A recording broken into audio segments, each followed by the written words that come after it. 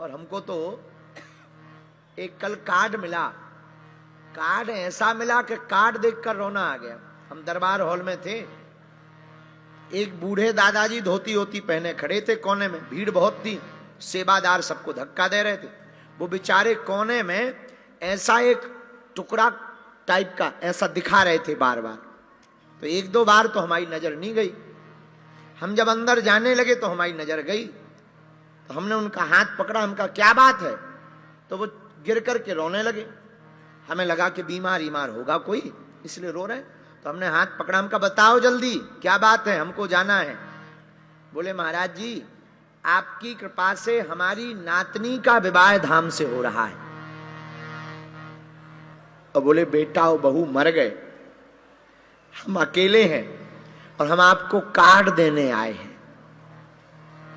और हमने जब वो कार्ड देखा,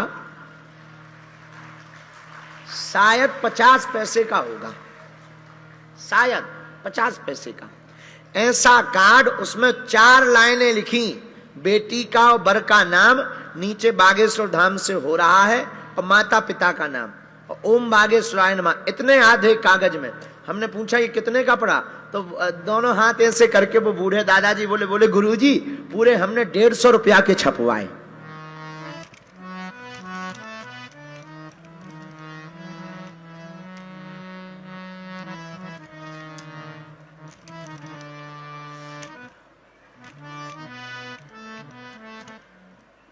भगवान किसी को गरीब ना बनाए, बस गरीबी बहुत बुरी होती है। हमने तो अपने जीवन में बहुत देखी, इसी गांव में रह करके देखी। जिस गांव में हम कथा कर रहे हैं, इसी गांव में हमने 8 वर्ष तक भिक्षा मांगी।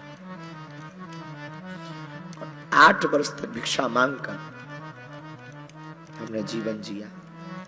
इसी गांव में लोग हमारे पास बहुत आते, कोई दिल्ली का आता, कोई बंबई का आता, कोई बाहर का आता, विदेश के आते, विदेश के लोग भी हमारे पास आते। वो कहते कहाँ आप यहाँ फंसे हो, दर्शन करने आया करो, चलो हमारे साथ, आपको हम आराम भी दिलाएंगे, आपकी व्यवस्था भी बनाएंगे, आपका हम बढ़िया मकान भी बना देंगे, आपका दरबार भी लगेगा, आप कहाँ फंसे हो, चलो हमारे पास। लेकिन हम उनको कह देते क्षमा करो हम यहीं रहेंगे। अब उन्हें हम क्या बताएं कि जिस गांव ने हमें खिला करके पढ़ा करके बड़ा किया, उस जन्मभूमि को हम कैसे छोड़ दें। जिस गांव में हमने भिक्षा मांगी हो, ये वही गांव है जहां की गलियों में हमने भीख मांगी, भिक्षा मांगी। ब्राह्मण का धर्म भिक्षा मांगना है। हमारे पिताजी तो कुछ करते नहीं थे, हमने थैला लेते थे, छोटे थे 8 साल के, थैला लिया, माताजी ने थैला दे दिया, पूरे गांव में जाते थे। गांव के लोग अमावस्या पूर्णमासी को आटा देते थे, उसी आटा से घर में जाकर के रोटी बनती थी। कई बार बरसात में वो भी नहीं नसीब होती थी। हमें अपना याद है, हम पढ़ते थे यहीं गांव में, 8वीं तक हमने यहाँ पढ़ाई की। एक प्रजामा रहता था, एक प्रजामा, और एक प्रजामा को हम जो है 3-4 दिन में, जब वो ज्यादा उसमें दाग लग जाएं, ज्यादा धब्बे पड़ जाएं, अब तो हनुमान जी लीला कर देते हैं, कपड़ा पहनने को मिल रहा है, उसी प्रजामा को रात को धोल करके सूखने डाल देते और सुबह उसी को पहन करके स्कूल जाते। आज भी हम वो रखे हैं, आज भी हम रखे, हम भूले नहीं हैं, आज भी हम रखे। और भगवान करे जब तक प्राण रहे तब तक हम भूलें भी ना।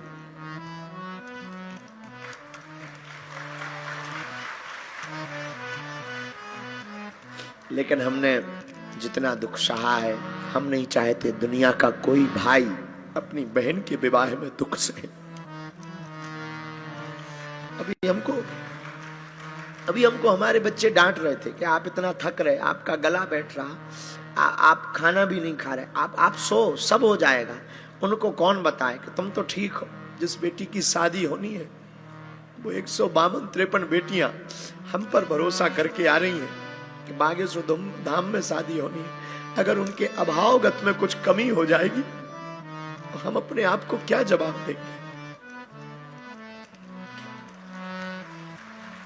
उनकी तो आशा हमसे जुड़ी, उनकी तो आशा हमसे जुड़ी। मेरे माई बाप हमारा कोई प्रदर्शन का विषय नहीं है, हम तो राजनेता नहीं है, तो हमें तो चुनाव भी नहीं लड़ना है कि बेटियों का विवाह करा करके हमें चुनाव लड़ना है, या हमें वोट चाहिए, या दुनिया को दिखाना चाहते हैं। हमारा उद्देश्य सिर्फ भारत में ये है कि भारत में जितने मठ मंदिर हैं वो भी अगर इन बेटियों के विवाह का संकल्प ले ले तो भारत की आधी गरीबी कम हो जाएगी।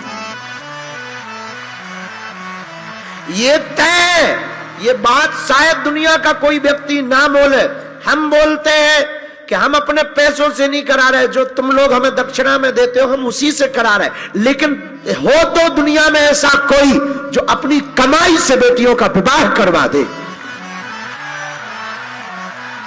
हो तो जो अपनी कमाई से, अपनी नौकरी से बेटियों का घर बसा दे। हम सिर्फ ये, हाँ हम अमीर नहीं है, हमारे पिताजी अमीर नहीं रहे, ना हम अमीर है, ना हमारा खानदान अमीर रहा, लेकिन बेटियों का विवाह करा करके हम दुनिया को बताना चाहते हैं कि तुम बहुत अपने लिए जीते हो, एक दिन तुम कभी दूसरों के लिए जीने के लिए सोचो। और हम चाहते हैं इस भारत में एक दिन, आज हम घोषणा करके कहते हैं, आज तो हमारी क्षमता नहीं है, आज तो इतनी सामर्थ्यता नहीं है, जितनी है कम नहीं है, इतना दिया सरकार ने मुझको जितनी मेरी औकात नहीं, इतना दिया, इतनी औकात नहीं। आज तो क्षमता नहीं है, लेकिन व्यासपीठ से हमारा प्रण है कभी इसी मंडप में हम 1100 बेटियों का घर बसाएंगे।